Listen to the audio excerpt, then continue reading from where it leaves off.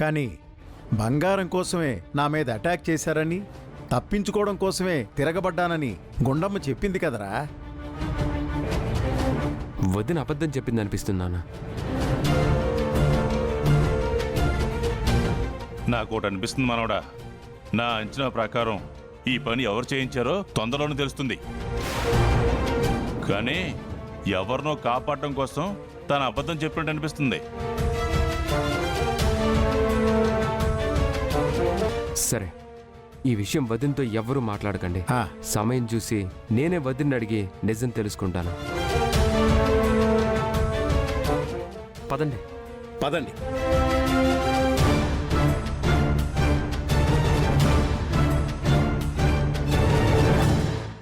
జాగ్రత్త, మెల్లిగా.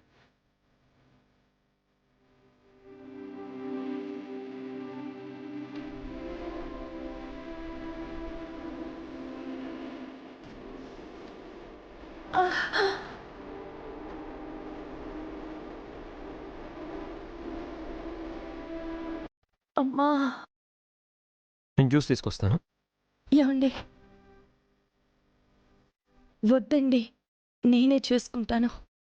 చేసుకోవడం కాదు, పిలు. అమ్మ వాళ్ళు ఎవరో ఒకరు తీసుకొచ్చి ఇస్తారు. నువ్వు ఇక్కడి నుంచి లేచి రాకూడదు, అర్థమైందా? రెస్ట్ తీసుకో. సరే.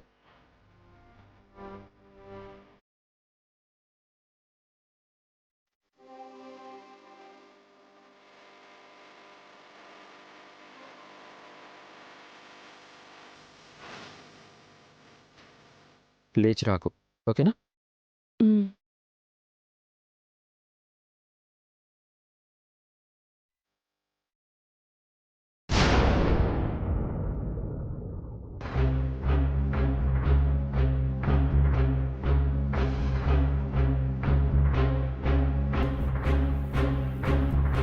ఏంటి ఆలోచిస్తున్నావు? ఆ ఆంటీ ప్లాన్ వర్కౌట్ అయితే మనకు ప్లస్ అవుతుంది అనుకుంటే ఆ గుండమ్మకి ప్లస్ అయింది. ఆ గుండమ్మ మొహం చూస్తేనే చిరాకు పడే అత్తయ్య హారతిచ్చి లోపలికి ఆహ్వానించింది. అత్తయ్య గారికి కూడా దాని మీద సింపతి వచ్చేసింది. గుండమ్మకి ప్లస్ అవటం అటు ఉంచితే అది పోలీసోళ్ళకి సుచిత్ర పేరు ఎక్కడ చెప్తుందోనని టెన్షన్ పడి చచ్చానే. మనకే అంత టెన్షన్గా ఉంటే ఆ సుచిత్రకి కొన్ని నిమిషాల పాటు ప్రాణాలు పైకి కలిసిపోయి ఉంటాయే.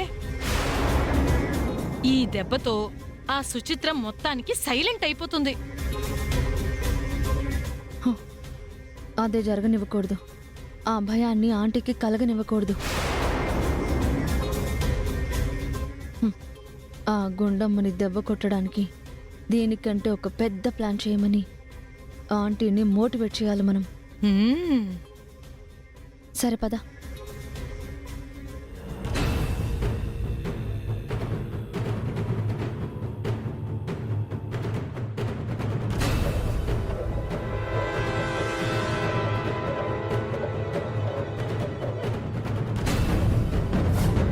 నా ఒంటి మీద బంగారు నగల కోసమే నా మీద అటాక్ చేస్తుంటారు.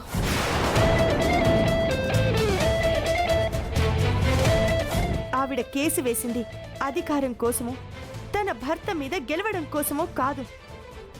తన పిల్లలకు ఎక్కడ అన్యాయం జరుగుతుందో అన్న భయంతో, ఆ పిల్లల మీదున్న ప్రేమతో కేసు వేశారు.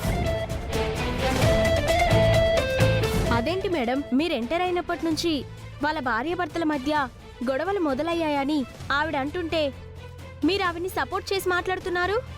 చెప్తున్నాను కదా, ఆవిడేదో కోపంలో చేసిన పనే కానీ నిజానికి ఆవిడికి నా మీద ఎలాంటి కోపమూ లేదు. ఇదంతా మా కుటుంబం, మేమంతా ఒకటే.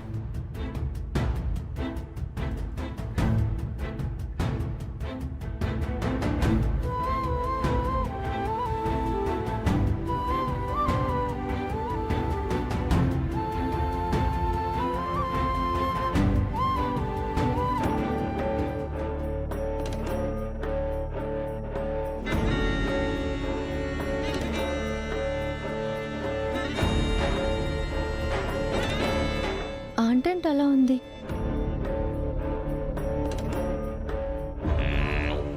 ఆ గుండమ్మని దెబ్బ కొట్టాలని ప్లాన్ చేసి ఫ్లాప్ అయిపోయింది కదా. ఆ డిస్టర్బెన్స్లో ఉన్నట్టుంది.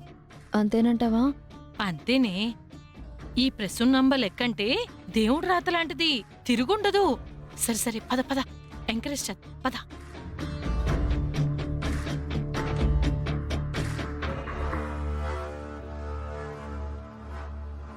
ఆంటీ, ఏంటంటీ అలా డల్ అయిపోయారు? ఈ ప్లాన్ ఫ్లాప్ అయిందని ఫీల్ అవుతున్నట్టుందే. ఈ ప్లాన్ ఫ్లాప్ అయితే ఇంకో ప్లాన్ వేద్దాం. హా, ఆ గుండమ్మని దెబ్బ కొట్టడమే కదా మన లక్ష్యం. దీంతోనే మనకు గుండమ్మ మీదున్న పగ ఇంకా పెరుగుతుందాంటీ. మళ్ళీ సమయం చూసుకుని రెట్టింపు ఉత్సాహంతో ఆ గుండమ్మని దెబ్బ కొడదాం. ఏమంటావ్? హ్మ్,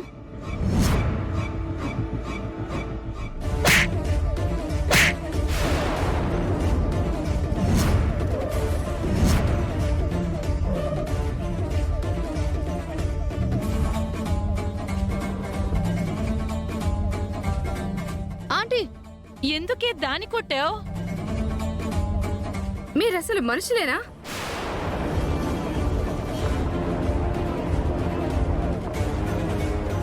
ఛీ! నేను మూర్ఖురాల్నే. ఈ ఇంటికొచ్చినప్పటి నుంచే గుండమ్మ నాకు ఎదురు సమాధానాలు చెప్పడాలు, ఇంటిల్లి పాది దానికి సపోర్ట్ చెయ్యడాలు, ఇలాంటి చిన్న చిన్న విషయాలు నచ్చక దాని మీద అయిష్టాన్ని పెంచుకున్నాను.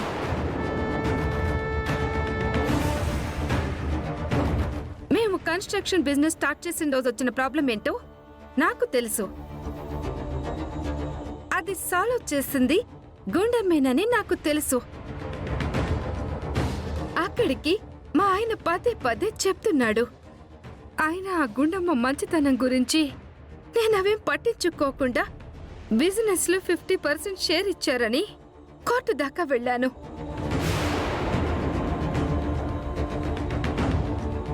ఓడిపోయాను. మీడియా అంతా నన్ను ఎగతాళి చేసి మాట్లాడుతుంటే మాదంతా ఒకే కుటుంబం అందే. అంత చేసినా ఇంకా దాని మీద కోపం పెంచుకుని దానికి ప్రమాదం తలపెట్టాలని చూశాను.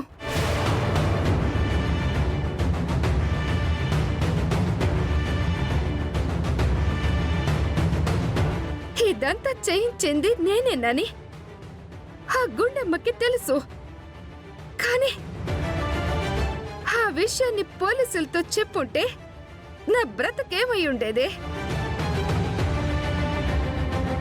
ఈ పాటికి నేనెక్కడుండేదాన్ని?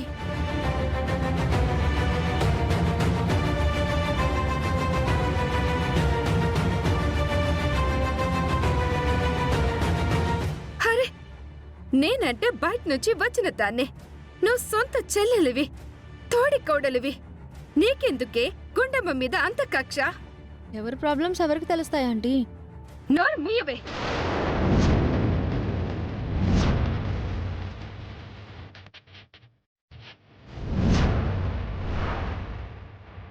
ఇంట్లో అయినా బయట అయినా సమస్యని సృష్టించేది నువ్వు.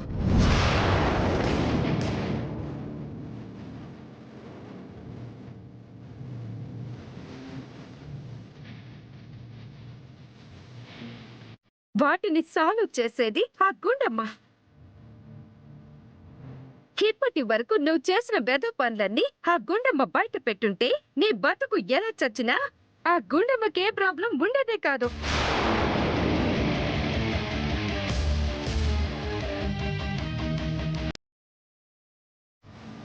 నీకు తోడుగా ఇదొకటి.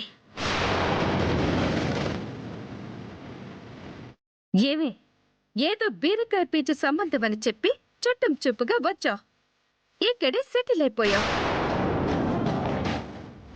3 పూట్ల ఇంత పడేస్తున్నారుగా, తిని కూర్చోకుండా దీనికి సపోర్టా? అసలు ఆ గుండమ్మ నీకేం అన్యాయం చేసిందే?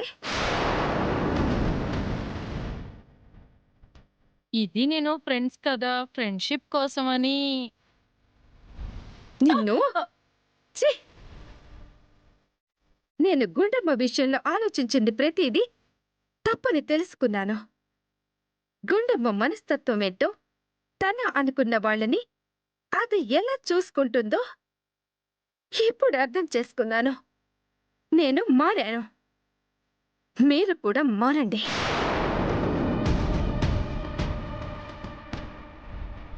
అలా కాదని గుండమ్మని ఇబ్బంది పెట్టాలని మళ్ళీ వెధవ ప్లాన్లేమన్నా వేశారో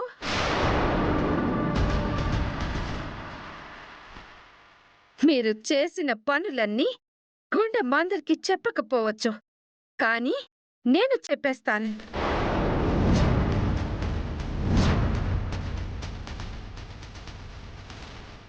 ఇకనైనా మీరు బుద్ధి తెచ్చుకుని బుద్ధిగా ఉండండి. లేదనుకో రోడ్డు మీద ఉంటారు.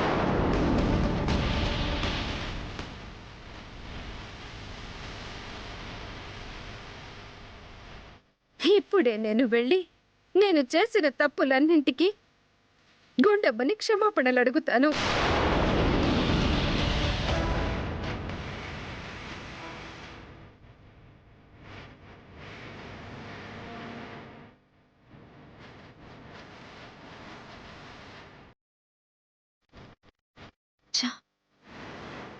ఏంటి నాన్నమ్మా? గుండమ్మని దెబ్బ కొట్టే విషయంలోనూ, అత్తయ్య గారికి గుండమ్మ మీద లేనిపోనివి చెప్పి ఇరికించే విషయంలోనూ ఆంటీ మనకి తోడుగా ఉందనుకుంటే సడన్గా ఈవిడిలా మారిపోయిందేంటి? దీన్ని బట్టి నాకు ఒకటి అర్థమైందే. ఏంటి అర్థమైంది? ఆ గుండమ్మని దెబ్బ కొట్టాలన్న ఆలోచనలను ఇకనైనా ఆపేసి బుద్ధిగా ఉండకపోతే ముందు నీకు తర్వాత నాకు అప్పుడప్పుడు తాండ్రైపోద్దే.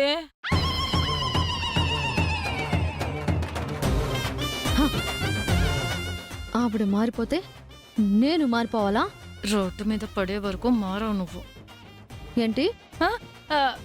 ఏం లేదే. మారితే లోకేశ్వరి ఎందుకు అవుద్దే? క్యారెక్టర్ పడిపోదు.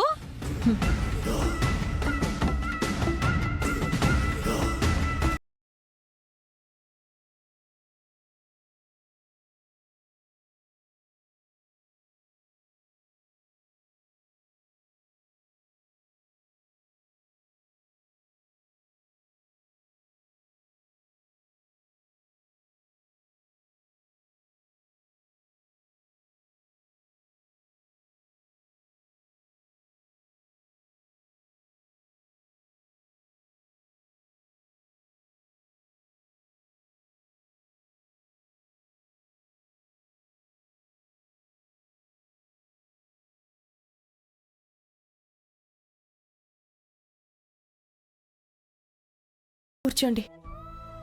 పర్వాలేదు. ఏంటత్తయ్య ఇలా వచ్చారు? నన్ను అత్తయ్య గారు అంటూ అలా మర్యాద ఇచ్చి పిలవకే.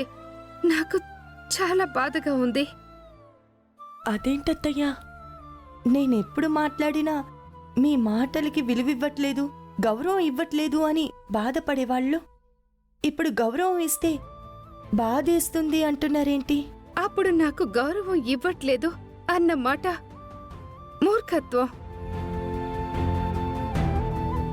ఇప్పుడు గౌరవం ఇస్తే బాధేస్తుంది అన్న మాట నా పశ్చాత్తాపమే.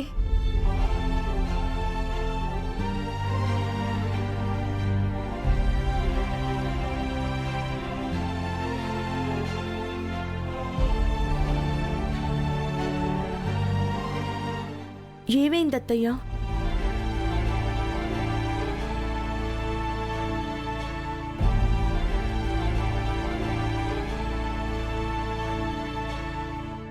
నీ మీద అటాక్ చేయించి నిన్ను పిచ్చిదాన్ని చెయ్యాలని చూసింది నేనేనే. తెలుసత్తయ్యా.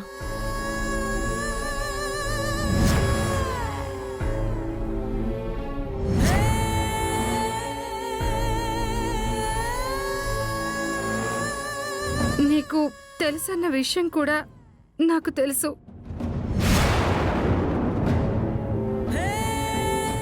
అందరినీ మోసం చేశావు. నేను మోసమా?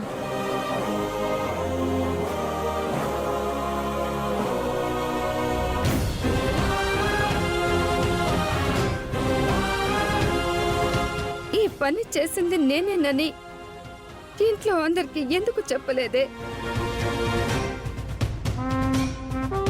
పోలీసులకైనా ఎందుకు చెప్పలేదు? ఇది మోసం కాదా? చెప్తే ఏమవుతుంది అత్తయ్య?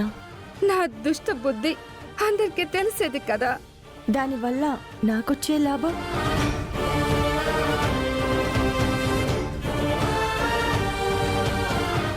అత్తయ్య, నేను అందరి నుంచి కోరుకునేది ప్రేమ, ఆప్యాయతలనే కాని నన్ను మంచిదానివి, గొప్పదానివి అని కిరీటాలు కావు. ఇప్పటి వరకు ఎంతో గొప్పగా తలెత్తుకుని బ్రతికిన మీరు ఇప్పుడు మీరు చేసిన పని బయటపడితే ఇంట్లో వాళ్ళ ముందు మీరు తలెత్తుకోగలరా? మావయ్య గారికి మీ మొహం చూపించగలరా? ప్రిన్సీని, రాహుల్ని మీరు ఫేస్ చేయగలరా? వాళ్ళు మిమ్మల్ని ఎలా చూస్తారత్తయ్యా? మీరెవరండి? నా అత్తయ్య గారి తర్వాత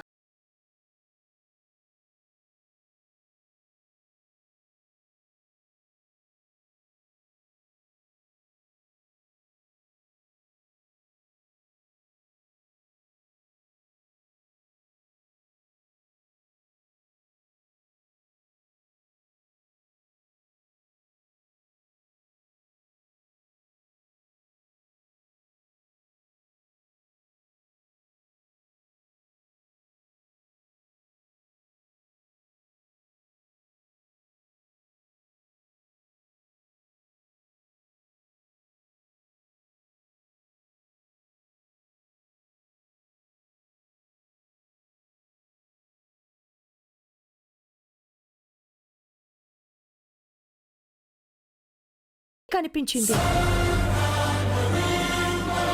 తర్వాత చిన్న మావయ్య గారు బిజినెస్లో నన్ను పార్ట్నర్ని చేసి 50% షేర్ ఇచ్చేసరికి మీకది కోపంగా మారిపోయింది. అందుకే నేను ఏం మాట్లాడినా మీకది తప్పుగానే అనిపించేది. నేను మీ మాటకి విలువివ్వట్లేదు అని అనిపించేది. దాంతో అలా అలా ఒక్కొక్కటిగా పెరిగిపోతూ మీ కోపం పెరుగుతూ వచ్చింది అత్తయ్య. అది ఇంత దాకా వచ్చింది. అయినా మీ తప్పు కాదత్తయ్య. మీ దృష్టిలో నా మీద నెగిటివ్ అభిప్రాయం ఏర్పడడం నా దురదృష్టం. మనం అనుకున్నదే కరెక్ట్ అనుకునే నాలాంటి మనస్తత్వం ఉన్న వాళ్ళకి ఎదుటి వాళ్ళ మంచితనం తెలియదే. ఎవరన్నా చెప్పినా అది అర్థం కాదు. ఇప్పటి వరకు నేను నీ పట్ల మాట్లాడిన మాటలకి, నీ విషయంలో చేసిన తప్పులకి నన్ను క్షమించమని అడగడానికి వచ్చాను గుండమ్మ.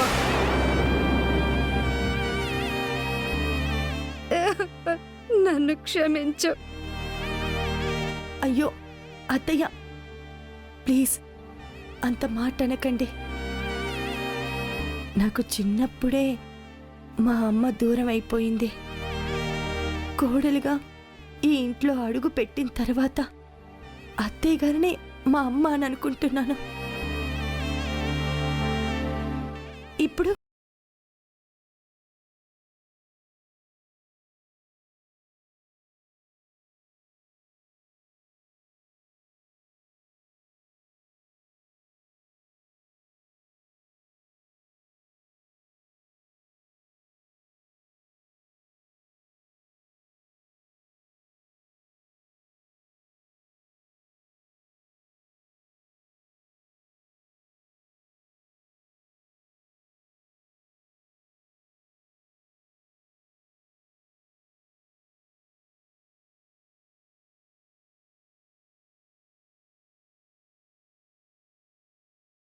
బాగా డెవలప్ అయిన తర్వాత నేను అక్కడి నుంచి తప్పుకుంటాను.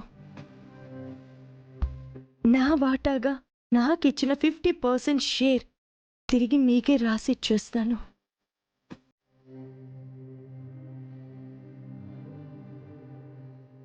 వద్దు గుండమ్మ. ఆడపిల్లకి పుట్టింటి వాళ్ళిచ్చింది తిరిగివ్వకూడదు. అమ్మనన్నావు కదా, ఒకప్పుడు నువ్వు లావుగా ఉంటావని నేను ఎగతాళి చేశాను. కానీ నువ్వు ఎంత లావుగా ఉన్నావో అంతకంటే గొప్పదైన మనసుంది నీకు.